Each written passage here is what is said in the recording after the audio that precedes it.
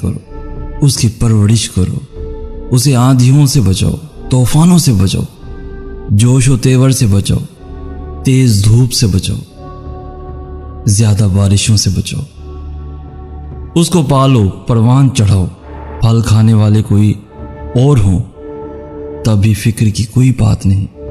کچھ بھی نہیں تو یہی درخت کسی مسافر کو 2 گھڑی سایہ ہی عطا کرے گا۔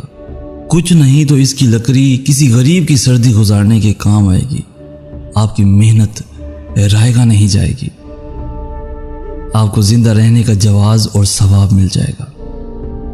کچھ بھی نہ ہو سکے تو کسی پتھر کو سیکل کرو، پالش کرو، اس پر محنت کرو، پتھر کا آئینہ بن جائے گا۔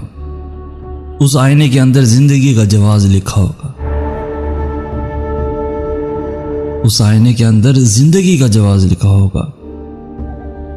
اگر آپ کی نگاہ